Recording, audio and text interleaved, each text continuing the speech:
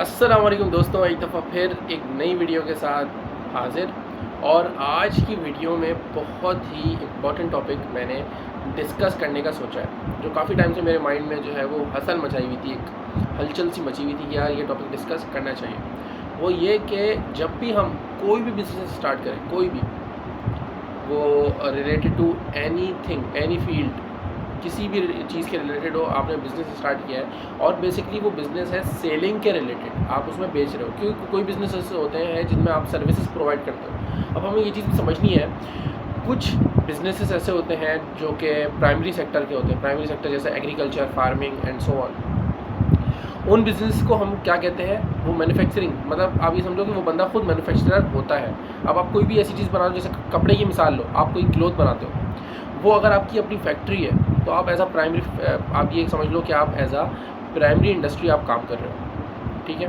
उसकी वजह ये कि आपके पास कोई भी रॉ प्रोडक्ट आता है, आप उसको उससे कपड़ा बनाते हो और कपड़ा बनाने के बाद आप सेल करते हो अपने सेकेंडरी इंडस्ट्री वालों को। तो अगर आप एज अ प्राइमरी इंडस्ट्री आप काम कर रहे हो तो आपको इस चीज़ की टेंशन नहीं होती जो मैं अभी चीज़ डिस्कस करने वाला हूँ, क्योंकि चीज़ आपकी अपनी है। और हाँ, थोड़ी बहुत इंपॉर्टेंट वीडियो आपके लिए भी होगी।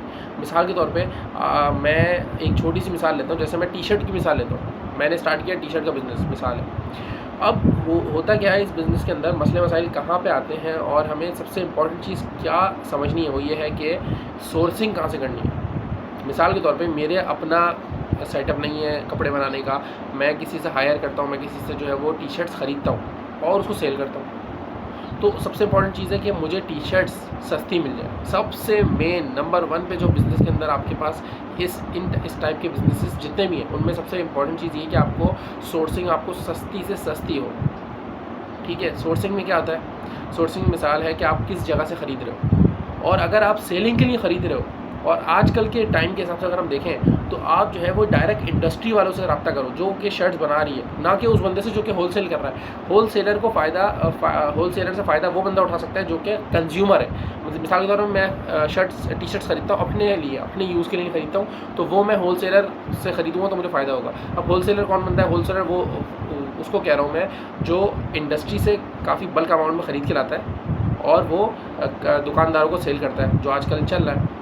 लेकिन आजकल आप यकीन करें कि होलसेलर भी प्रॉफिट रखता है। ऐसा नहीं है आप ये हम और आप ये समझें कि यार होलसेलर बहुत कम में आपको दे देता है, ये कर देता है, नहीं, वो प्रॉफिट रखता है। लेकिन बहुत से अच्छे होलसेलर होते हैं जो कि कम प्रॉफिट रख के सेल करते हैं, और करना भी यही चाहिए। लेकिन वो ज़्यादा प्रॉफिट रखें तो गुनाह तो नहीं है, लेकिन वो रखेगा, उसकी मर्ज़ी है भाई, बहुत से ऐसा करते हैं लोग।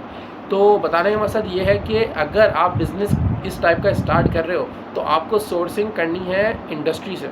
आपको डायरेक्ट किसी भी फैक्ट्री से जाके उठाना है, उनसे बात करनी है कि भाई हम आपसे 1000 पीस उठा लेंगे और थोड़ा बहुत आप हमें कॉपरेट करें कि हम बिज़नेस स्टार्ट कर रहे हैं। तो तरीक़ाकार ये है कि हम आपसे जैसे फ़र्स्ट टाइम में 100 पीस ले लेंगे। 100 पीस आपको मिसाल है कि आप छोटी सी एक मिसाल लें, अगर आपको 300 रुपये की एक शर्ट मिलती है, कोई भी है, मैं एक मिसाल से समझा रहा हूँ, 300 की एक शर्ट मिलती है, आपने 100 पीस उठाए हैं तो वो 30,000 आपको लगाने पड़ेंगे। अगर 100 पीस उठाओगे तो 30,000 आपके लगेंगे उसके ऊपर, क्योंकि 300 की एक शर्ट मल्टीप्लाई बाय 100 करें आप, 30,000 मिल गए। तो 30,000 रुपये आपको उस बिज़नेस में लगाने पड़ेंगे, जो कि हर बंदे के पास अफोर्ड नहीं कर सकता। तो आप कम पीस की बात कर लो कि भाई कम से कम पीस मैं उठा लेता हूँ, तो इस तरह करके आप बिज़नेस स्टार्ट करो। लेकिन अगर ऐसा नहीं होता, अगर आपको इंडस्ट्री वाले नहीं देते, ज़ाहिर है इतने कम पीस पे, आई डोंट नो कि देते नहीं देते, क्योंकि काफ़ी ज़्यादा पीस लोग ख़रीदते हैं उनसे, तो आप फिर ऐसा करो कि किसी भी ऐसे बंदे से लो जो कि आपको कम रेट पे दे। कम रेट से मुराद ये है कि अगर मिसाल है कि अगर आप एक टी शर्ट सेल करोगे 400 की, और आपसे कौन लेगा, मिसाल के तौर पर आप ऑनलाइन काम कर रहे हो ना, तो ऑनलाइन से बंदा चाहता है कि आप उसको सस्ता मिले, और वो शॉप पे नहीं चला जाएगा। अगर आपसे सस्ता उसको शॉप से मिलता है तो वो शॉप से जाके लेगा। तो आप अगर ऑनलाइन काम कर रहे हो तो आपको शॉप्स वालों से सस्ता सेल करना है, तो आपकी कोई भी चीज़ सेल होगी।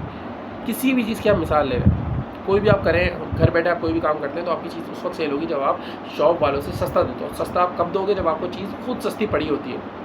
तो ये सारी चीज़ें। और मिसाल के तौर पे अब आपको मसला आता है, किस चीज़ का मसला आता है, वो ये कि डिलीवरी कैसे करनी है। अब अगर आप कस्टमर से बोलोगे यार 200 रुपये डीसी है, 300 रुपये डीसी है, वो बोलेगा नहीं भाई, एक शर्ट सिर्फ 500 की आप सेल कर रहे हो और आप 300 डीसी, यार ये तो बहुत ज़्यादा हो जाएगी। तो उसके लिए तरीक़ेकार क्या होता है, उसके लिए ये बहुत इंपॉर्टेंट चीज़ है। तो उसके लिए तरीक़ेकार ये होता है कि आप कुछ इस तरीके से सिस्टम बनाओ कि अगर आप मिसाल के तौर पर आप शाह फैसल के रिहायशी हो, शाह फैसल कॉलोनी की तरफ रहते हो तो आप ये करो कि भाई आपके जैसे पहले कस्टमर आप गैदर कर लो। फेसबुक ग्रुप्स बने हुए, फेसबुक ग्रुप्स हर इलाके के बने हुए हैं। जैसे शाह फैसल कॉलोनी का एक ग्रुप बना हुआ फेसबुक, अब आप उसको ज्वाइन करो। आप उस पर अपना पोस्ट डालोगे भाई मैं इस तरह का मैंने बिज़नेस स्टार्ट किया है। और काफ़ी और भी फेसबुक पे ग्रुप्स हैं जो कि न्यू बिज़नेस को जो है वो प्रमोट करने में मदद कर सकते हैं आपकी। आप मार्केट प्लेस पर आप अपना एक पोस्ट लगा सकते हो कि भाई ये चीज़ें मेरे पास है, सेल करो। वहाँ पर OLX पे आप ऐड लगाओ। इस तरीके से आप जो है ना व्हाट्सएप पे लोगों को गैदर करो, एक ग्रुप बनाओ और ग्रुप क्या आप ब्रॉडकास्ट बना लो।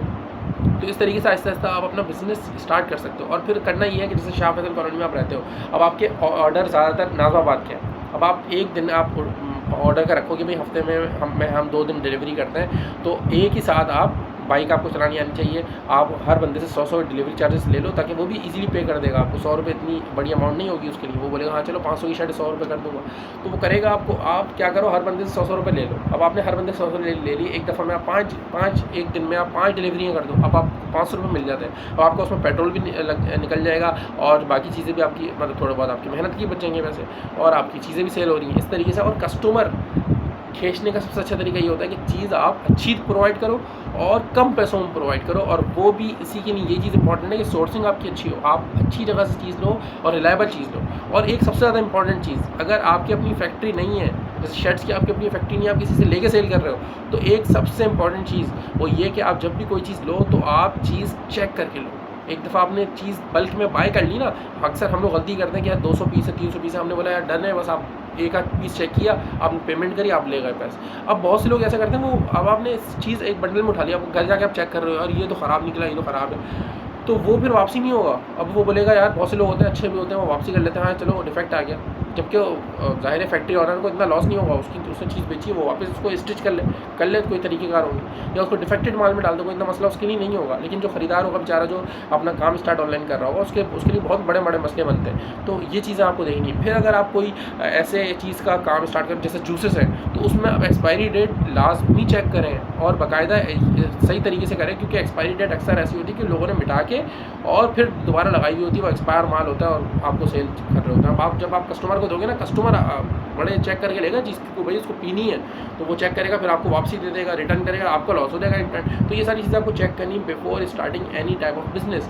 और हर बिज़नेस की अलग रिक्वायरमेंट है, लेकिन जो सोर्सिंग है ना, जो मैंने सोचा कि हर बिज़नेस में कॉमन है, जो कि ईजी वे में आपको मैं समझा सकूं।